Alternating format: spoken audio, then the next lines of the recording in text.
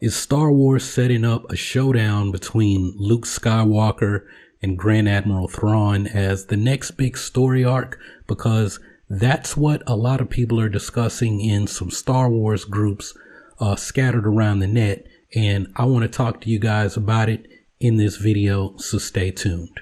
To defeat an enemy, you must know them.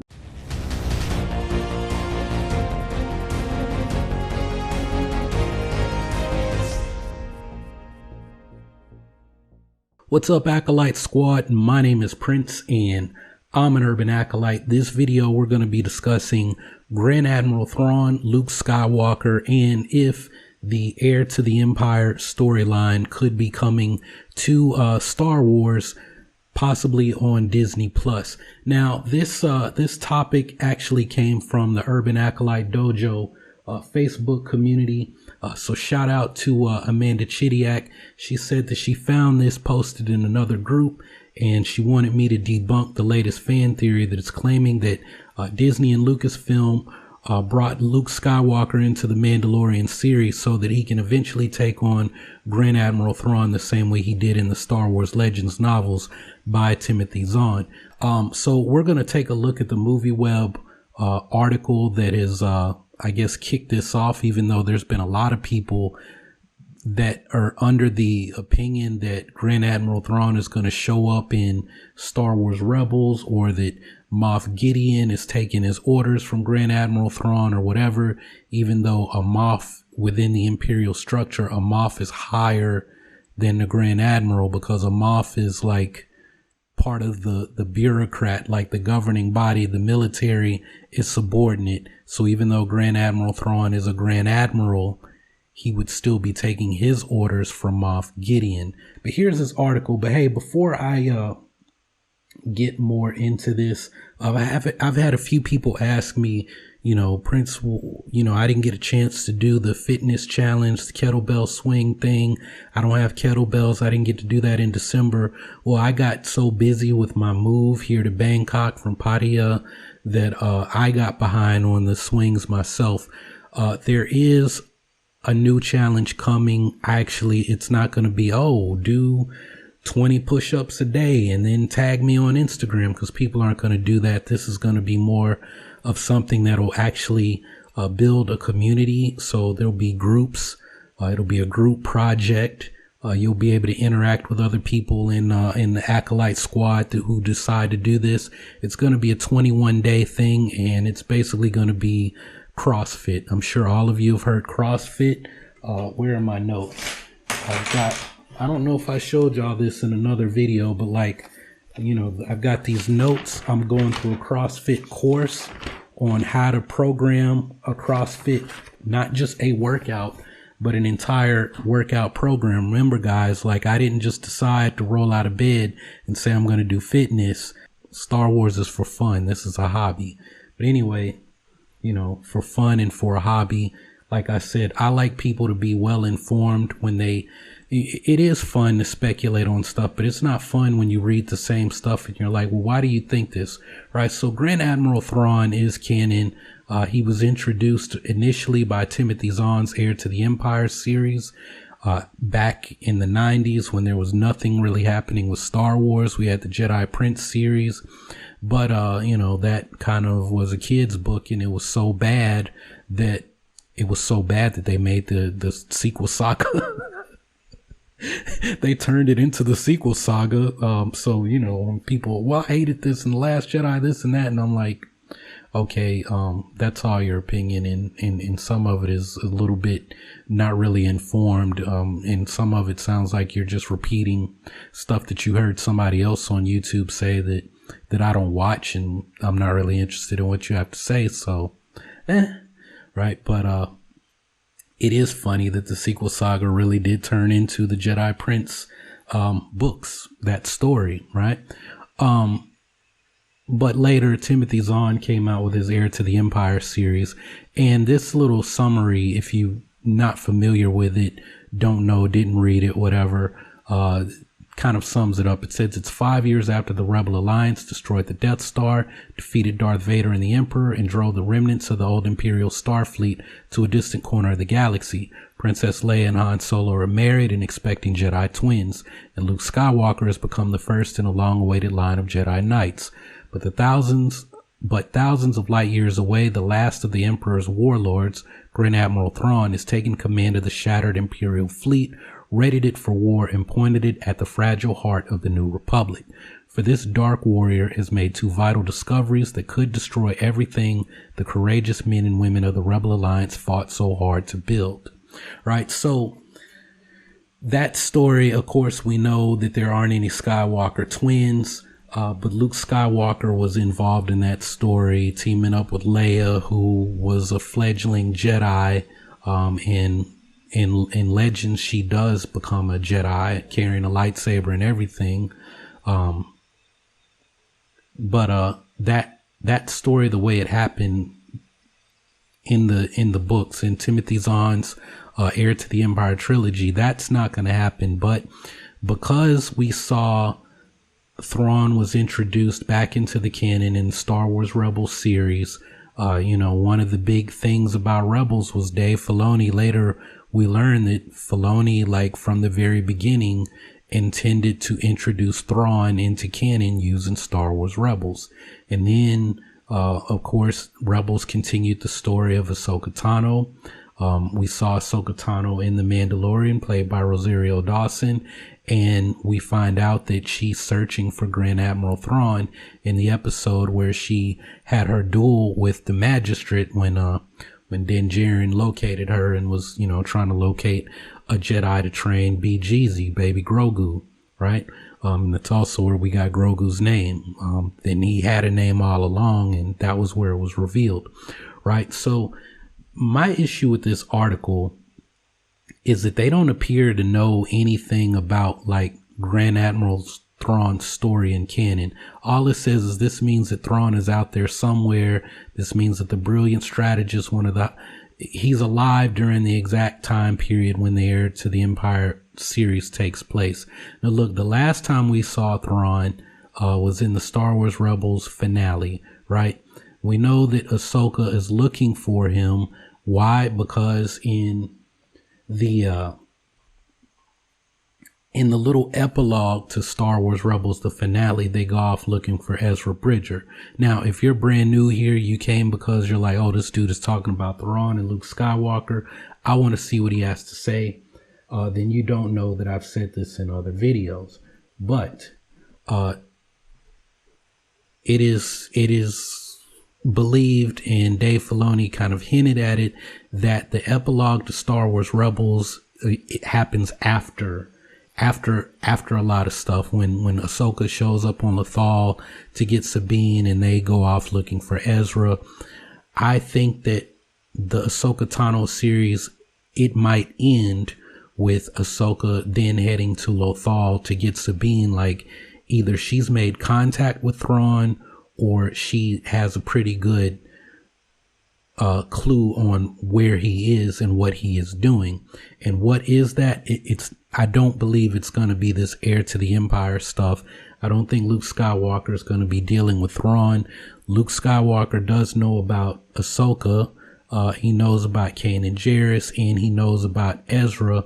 But the only writing anything from as far as Luke Skywalker's story and involvement with Ezra is just that he knew that Depa Billaba had a Padawan named Caleb Doom.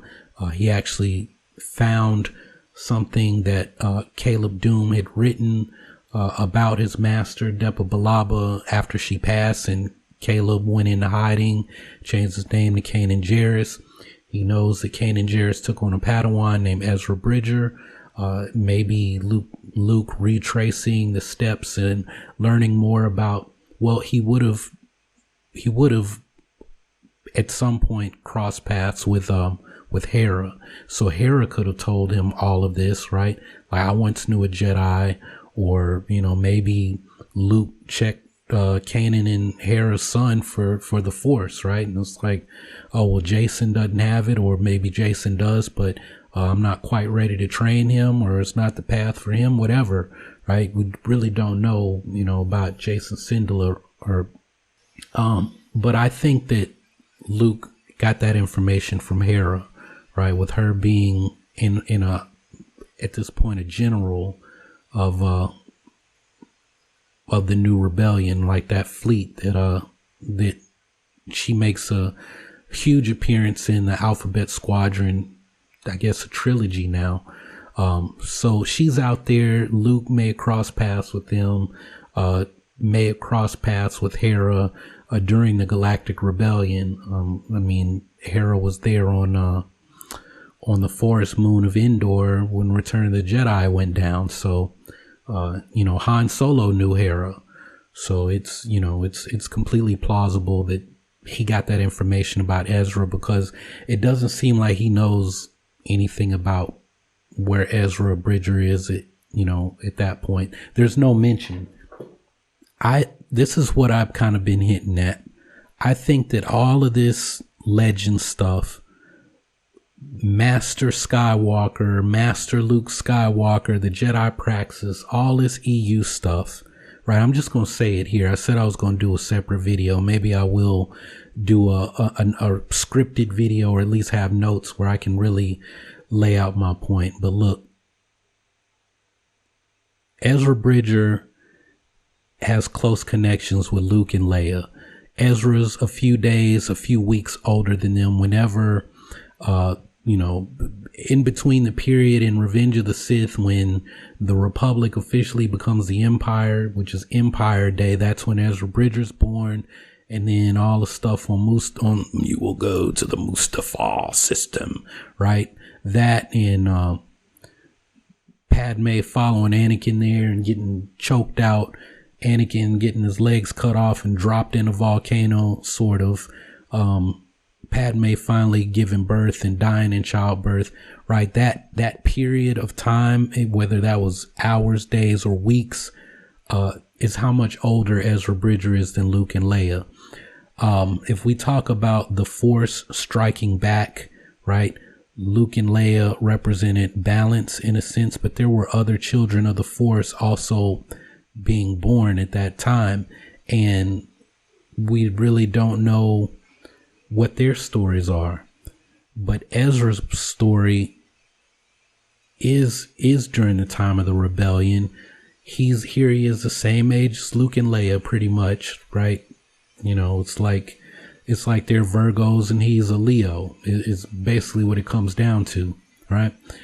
And so here he is operating during the time of the rebellion. He actually meets Leia, right? She knows he's a Jedi, basically. He's a Padawan, but he's a Jedi, right? He crosses paths with Vader.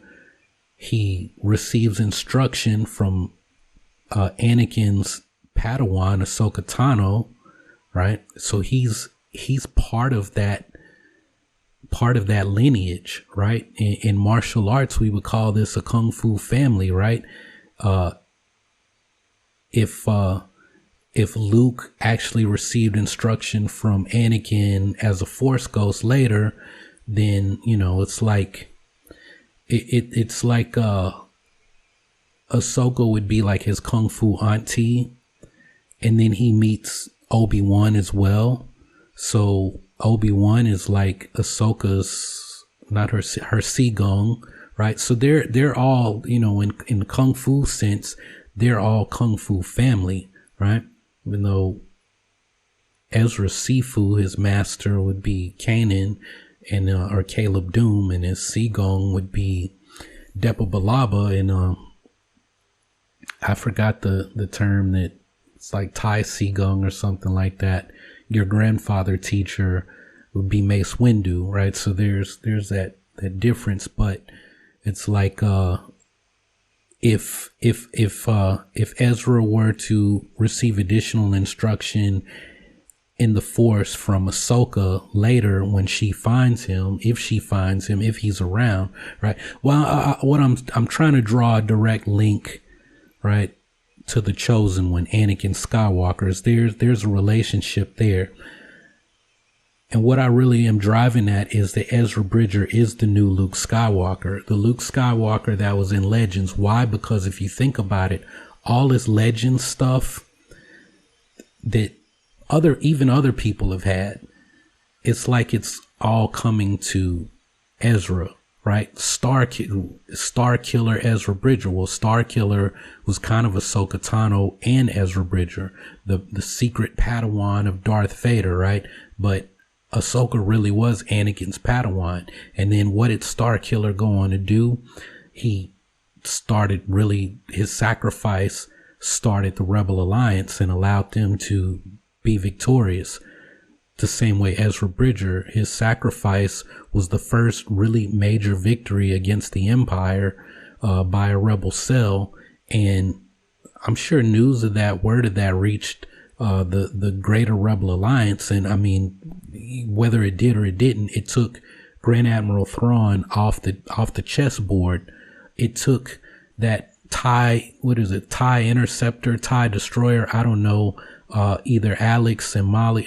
For some reason, well, you guys know, but these little teeny bopper kids who watch Star Wars Theory don't know who Alex and Molly are. It's freaking Star Wars Explained. So Alex and Molly, Star Wars Explained, they probably know what ship that is, or Eckhart's Ladder, because I think he does a lot of stuff about ships, right? There may be some other people, but like I told you, I don't watch Star Wars channels. I do, and people don't understand what I mean when I say that, is that I do YouTube research. That's why it's like when I watch YouTube, I don't watch it the same way other people do. Now, one of the reasons I don't, even if I wanted to, the stuff that I'm applying to other channels, if I wanted to apply that here, the things that I'm looking for, I haven't seen that in Star Wars videos. So I would still have to go watch other stuff anyway to see, the only person, what I'm looking to see, how to model a video a certain type of way that the YouTube algorithm pushes those videos. And actually you guys, the audience, the only person I've seen do a Star Wars video like that is New Rock Stars. So, if I say, well, I'm going to watch a Star Wars video, it would probably be from New Rock Stars, because the things that I'm looking for is, like I said, I don't watch YouTube the same. It's just like a musician, right? Or maybe whatever it is you do, as for a career or whatever. Anyway, getting back to this, I'm probably going to edit most of that out. Getting back to this, let me remember, because I think I am going to edit all of that out.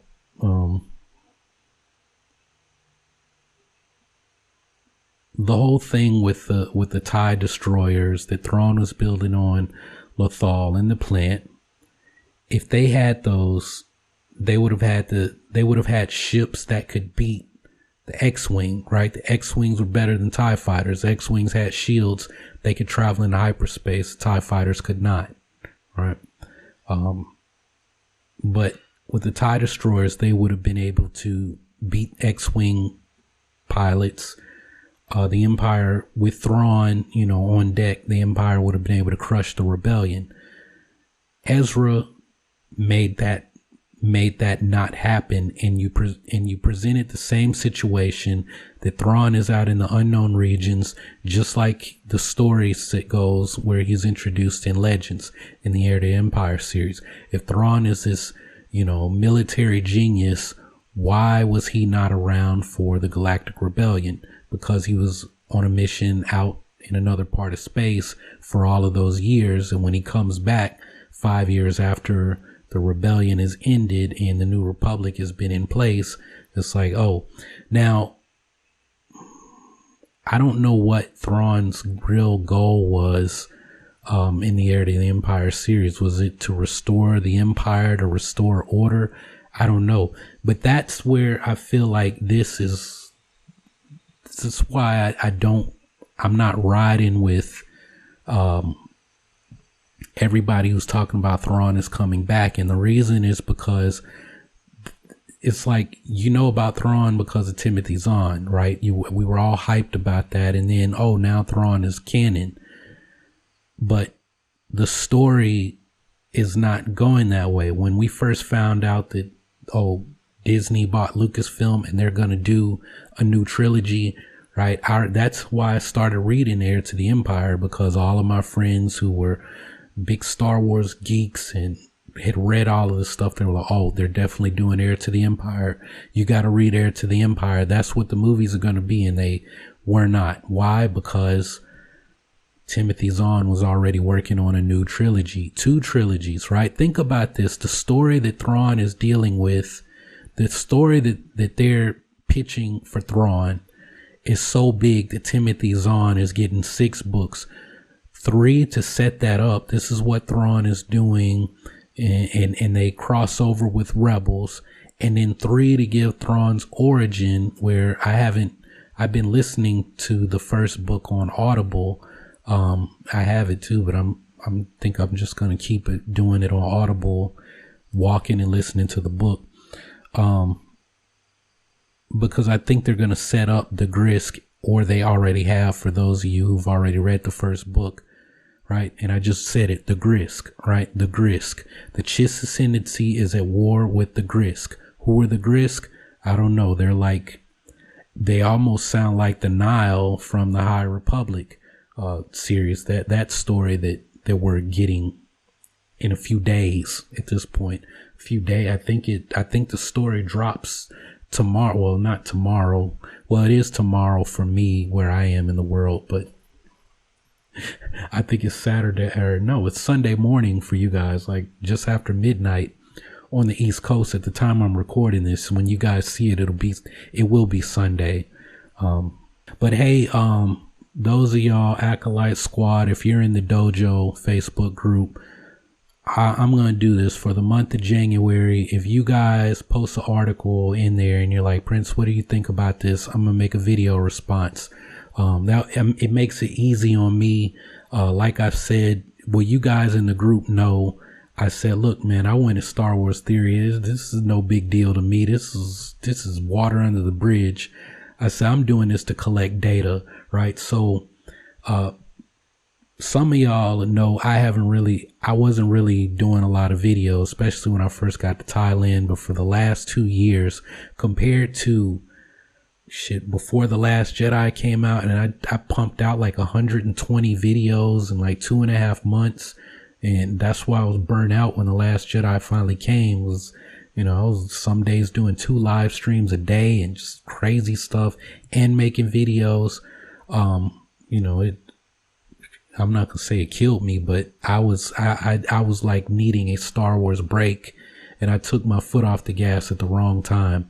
I should have kept pumping out videos on everything related to The Last Jedi, responding to every Last Jedi article. Person hated it. Star Wars Theory thinking that Snoke was still alive and that Snoke was the first Jedi, and that little Taoism mosaic of the first Jedi was Snoke, and I should just been responding to everything. I had the time, I had the ability, but I didn't. I was just I'm just going to sit here and meditate in my attic, which for my mental health, I actually did need that. I needed it a lot for other things I was dealing with, but it's like I should have gotten my Zen place and then gotten right up off my cushion, walked right over to my little recording area, turn on the cameras, turn on the lights, talked Star Wars for 10 minutes, posted the video as is, right? Geekdom used to say, man, don't even worry about editing the video. People just want to hear what you have to say. Put it out there, get that shit done, enjoy the rest of your day, right? This Thrawn thing, we have set up the Grisk as in the Chiss Ascendancy and all of this. And the other thing, Thrawn, like I keep asking, like I ask people and no one has responded. They're like, Thrawn is coming to the Mandalorian. Thrawn is going to help out Moff Gideon. Thrawn is going to show up. Thrawn is going to rescue Moff Gideon from the New Republic in season 3. Why is Thrawn going to show up? Why do you think Thrawn is riding so hard for the Empire? You know what Thrawn's purpose was? Look at the rise of Skywalker. What happened? Somehow Palpatine survived. How did Palpatine survive? When Vader threw him into the pit. I know that's not what it was, but just go with me. Just go with it.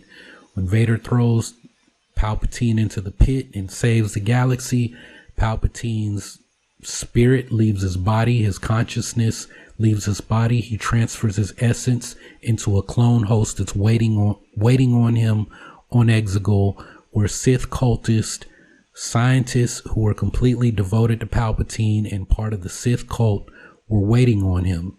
Now, how does that happen? Because Palpatine sent them to Exegol. How did Palpatine find Exegol? He needed someone to help him navigate. The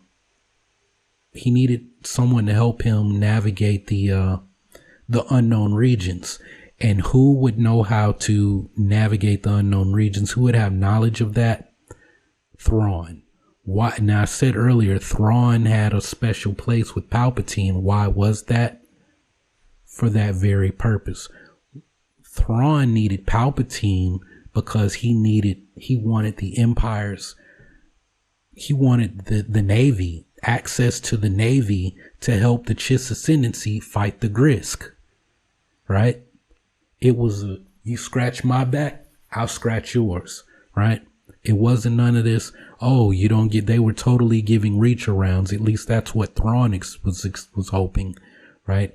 Now I'm thinking Palpatine, if that had worked out, Palpatine would have been like, oh, well, I've got this part of space. Now I can expand into and control the Chiss Ascendancy and whatever knowledge they have, because they had some interaction. They had knowledge of the Jedi and the Sith. Now I think that's a story we probably will get in the High Republic. I think there's something more going on with that story that we haven't been told yet, because when Jason Ward making Star Wars Newsnet, when they were reporting on this stuff, they made the High Republic out to sound like it was like going to be like the heroes, the Jedi were going to have new abilities, and then they would be like the Avengers, and people would have different powers and this and that, and they were going to be fighting these Sith gods and gods of the dark side and these threats in the unknown regions that the rest of the Jedi who stayed in the Republic space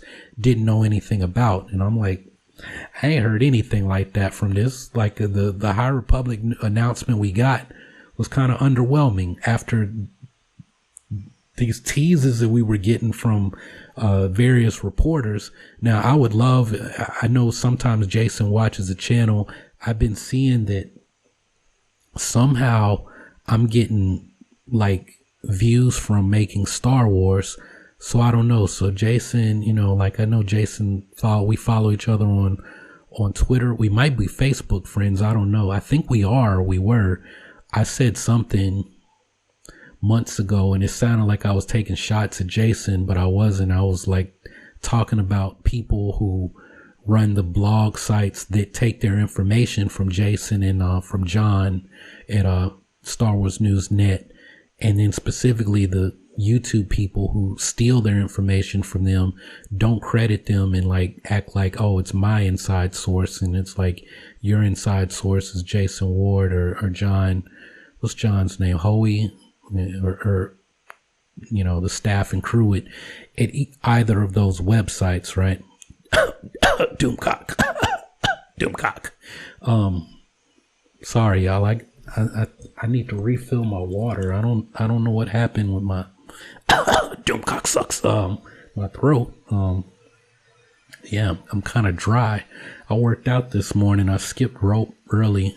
Like y'all watch the jump rope dudes. They do they have like their 7-day challenge, and I haven't been able to get through it. I got to like day 4 of the 7-day challenge, where I think you're supposed to skip rope 1,000 times a day, and we had to go pick up our little wedding marriage photo shoot pictures.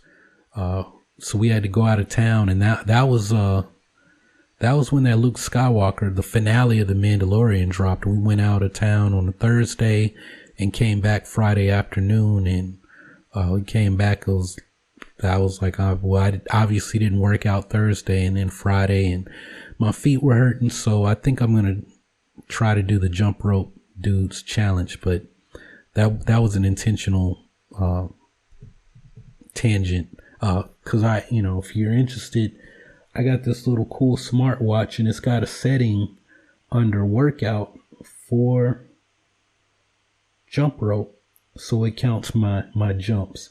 Like I said, that was an intentional tangent because, if you want to get in on that 7-day jump rope dude challenge, do it, post it on social media and, count for your days and, tag me in the post. I just am genuinely interested in, if you're doing that. But don't forget, there is a fitness challenge coming. It's going to be 21-day fitness challenge. I think I said it was going to be free. It's going to cost $1. I might have to make it $2 depending on what my payment thing is. Maybe I will make it free. I don't know. The reason I'm like debating on that is because it will be an app. It'll be an app that you download onto your phone that'll have your workouts, workout demonstrations. I'm going to put people into groups. And that way there'll be a group chat where you can hang out with the groups. Of course, I'll be in it too. I would hope that people don't blow me up, start asking me Star Wars questions, because the fitness stuff I do is like, I really am a trainer. Let's kind of keep it to that. Or, I'll just say, okay, on these days we can geek out about whatever. And, but you also got to remember, I'm on the other side of the world. So if people are blowing me up with Star Wars stuff, I'm just not going to answer it because I'll be asleep. I'm just keeping it real. Like, I'll just be honest. I won't answer it because I'll be asleep. Right. But, that's really it. This Thrawn thing. Look, I don't mean to shatter any dreams or anything like that, but no one has been able to make a case for why Thrawn would be involved with Moff Gideon. Is like I said, I started out the video with this. I'm ending it with this. Is that Moff Gideon is above Thrawn, right? If anything, this Heir to the Empire story is being handed to Moff Gideon. He's got just like Thrawn had the secret of how to neutralize the Force with those creatures, Star Wars.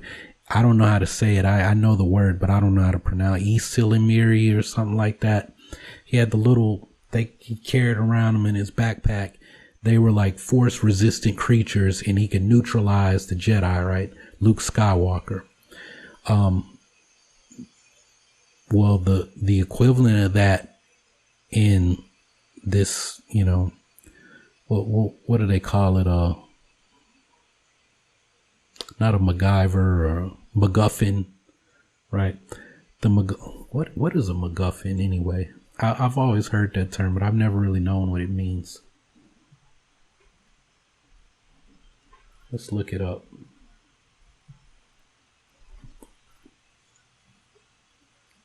Let's share my screen. Okay, so MacGuffin, an object or device in a movie or a book that serves merely as a trigger for the plot.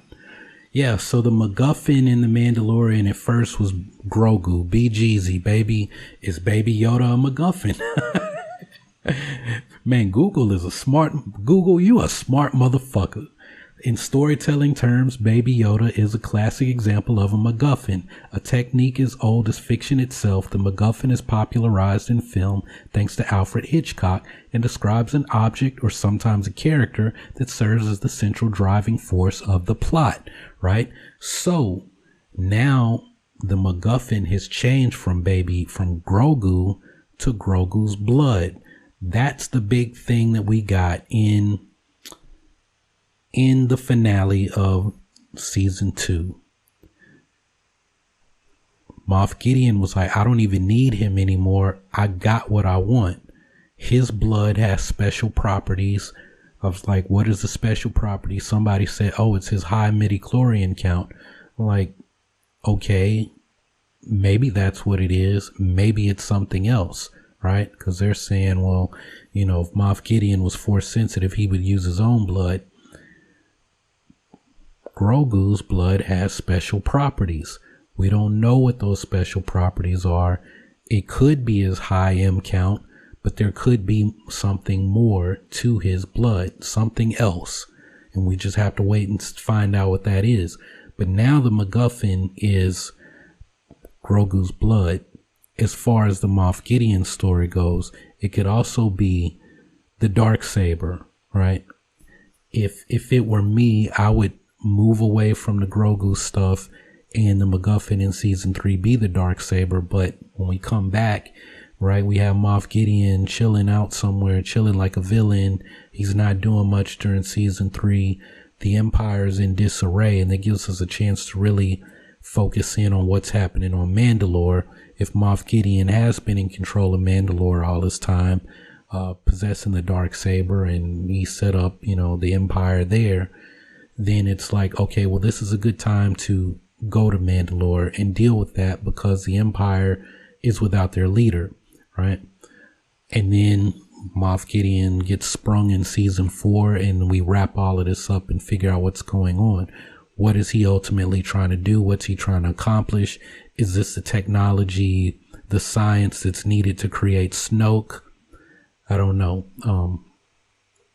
Everyone seems to be leaning that way, but this is what Snoke is, a genetic strand cast. By this time, I'm thinking Palpatine has already cloned himself unsuccessfully. Rey's father is already out there somewhere, or I would hope so, and not, Palpatine made a clone of himself that's a full-grown adult who's like actually 3 or 4 years old, because we're 4 years out from Rey being born. It started 25 years before The Force Awakens. Force Awakens starts Rey is 19. Maybe we're 6 years away from Rey being born. But I think Palpatine's he's already got one clone. I don't think cloning himself is the issue. I'm thinking that, it's possible that they're experimenting on how to make a Snoke. How do we make just a force sensitive thing that Palpatine can control? But, we splice Palpatine's DNA to someone else, and that way we ensure that we can make a force sensitive clone. That's, that's actually where I would go with that, is that they're trying to make a force sensitive clone, and maybe Grogu's blood has something that makes that possible, right? Which I think would really suck, because Thor Skywalker had a theory that they did use Grogu's blood, that Snoke was a clone made from Grogu's, genetic material. And when I heard it, I was like, no, why would they do that? That Snoke came from Palpatine. But maybe it's not that maybe it's something that some property, like I said, that is in Grogu's blood that makes that possible, that Snoke is made from Palpatine. Well, I called him Palpatine's jizz stain, but there's something they need from, an agent or reagent, right? You chemistry nerds out there. There's something like, when you try to make a reaction, and to stabilize a reaction, you have to add something to it. What's that? Google, I know you're listening to me, so I'm going to type it in and hope that it comes up.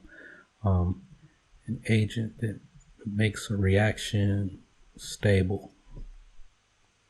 Chemical stability, chemical reactions, which of the involved would be reducing or oxidizing agent. I don't know, but I'm sure somebody, I could ask my homeboy.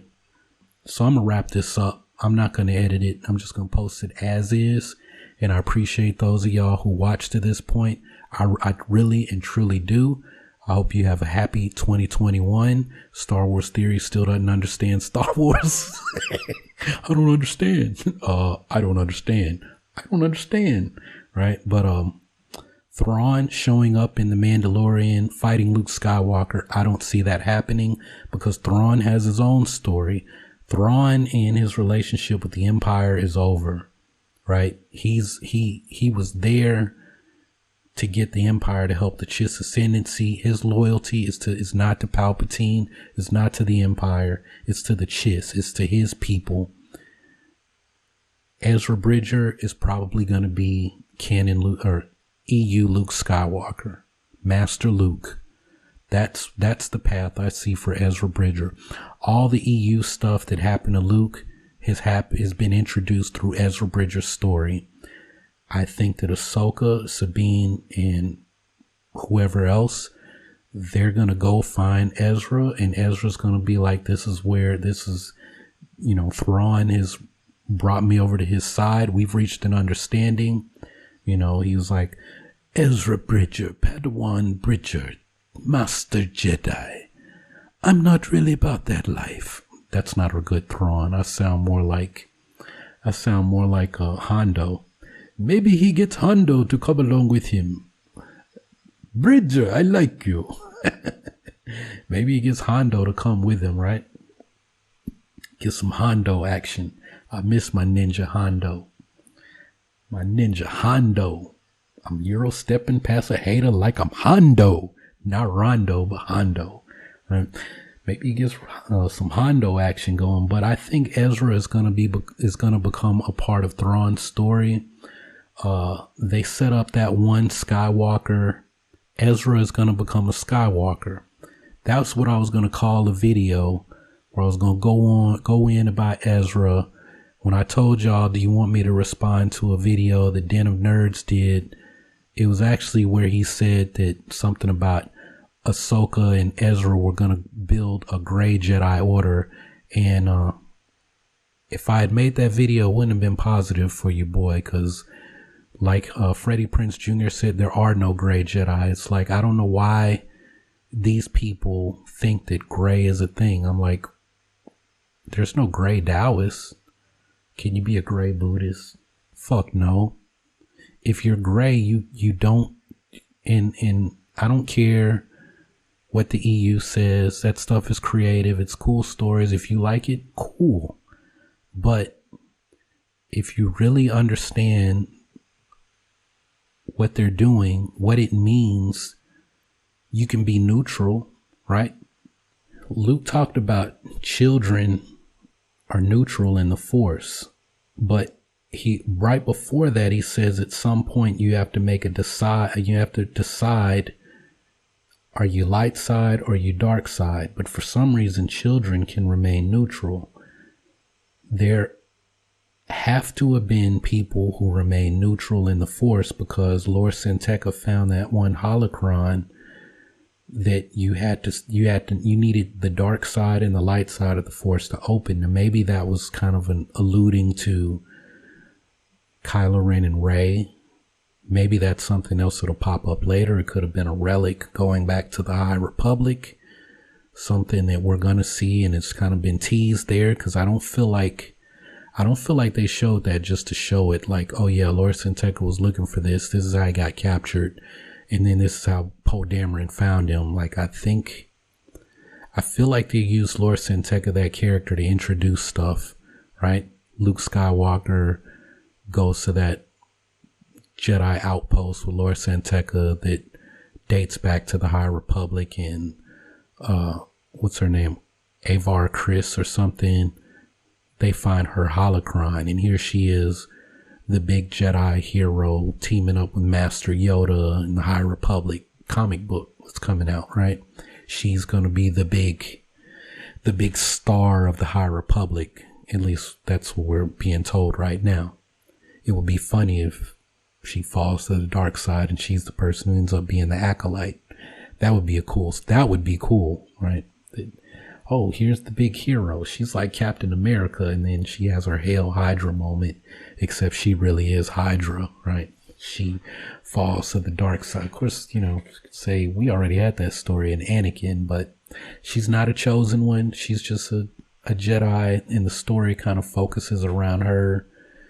You know, she's just a popular girl, and then she's got this dark side to her, and she eventually succumbs to it.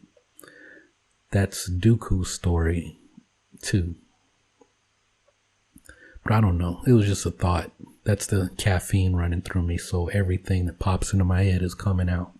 But anyway, y'all, I've gone on and on and on. I'm sure I answered Amanda's question within the first 15 minutes of this video. But I had lots of caffeine, and now I'm thirsty. So I'm going to wrap this one up. Thanks for watching. Thanks for hanging out. Y'all keep on breathing, and I will holler at you on the next video.